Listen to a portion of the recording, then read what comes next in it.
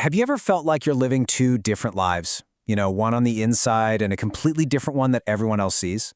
Well, today we're going to dive into a poem that just captures that feeling perfectly. Adrienne Rich's Aunt Jennifer's Tigers.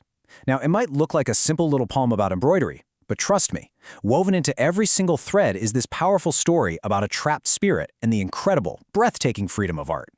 So the poem kicks off with this absolutely stunning image, right? These vibrant, powerful tigers. They're described as bright topaz, and you can almost feel their energy as they prance through this lush green world. This is the world of her art, and in this world, there is absolutely no fear.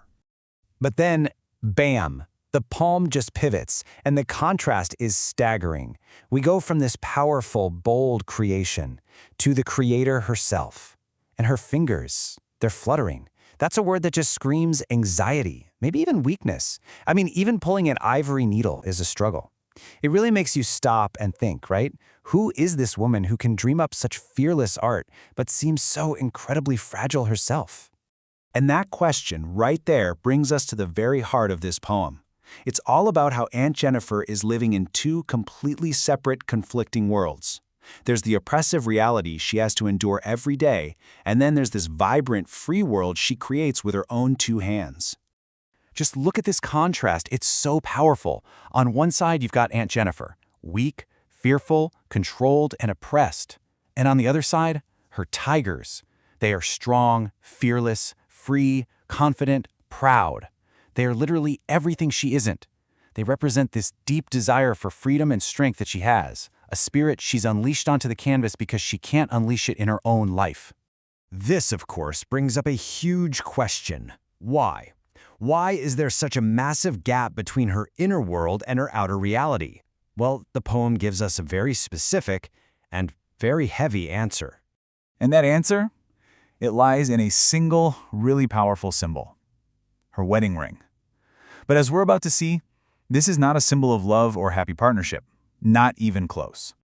The language the poem uses here is just so telling, isn't it? It's not just a ring, it's the massive weight of the ring. That makes it so clear that this is a burden, not a blessing. It sits heavily, like a constant physical and emotional anchor, reminding her of her oppressive situation. So what's crystal clear is that this ring symbolizes the oppressive nature of her marriage. It stands for male dominance, the huge emotional burden of her life, and what the poem so chillingly calls the ordeals she was mastered by. Her marriage isn't a partnership, it's a form of control. Now, to really get what Adrienne Rich is doing here, it helps to look at the poem through what we call a feminist lens. Rich was a very prominent feminist poet, and she often explored these exact themes, female identity and patriarchal control in her work. So, what do we mean when we talk about feminism? Well, at its core, it's the belief in equality. Simple as that. Equal rights, equal opportunities, and equal respect for all genders. It's not about female superiority. It's about challenging systems that hold people down. And the main system that feminism often critiques is patriarchy, which is basically a social structure where men tend to hold the dominant positions of power and authority.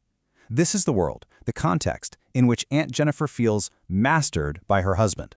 Okay, so a question that naturally comes up is, does this mean the poem is anti-men? The short answer is no, not at all.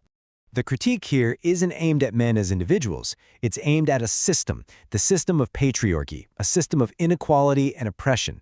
In the poem, Uncle represents that system of dominance inside the marriage, but the poem's message is a critique of that power structure, not an attack on all men. It's easy to feel kind of hopeless for Aunt Jennifer. She seems so trapped, but the end of the poem, it offers a really complex and powerful conclusion, focusing on what lasts and what doesn't. This image is it's heartbreaking. Even in death, Aunt Jennifer doesn't find a release. Her hands, the same hands that created those fearless tigers, will lie terrified, still wearing the ring that symbolizes her entire life of oppression. Her personal struggle is over, but the mark of it is still there. But, and this is a huge but, while the artist herself is gone, her art lives on. The tigers she created, the perfect embodiment of her fierce desire for freedom, they'll continue on forever, prancing, proud, and completely, utterly unafraid.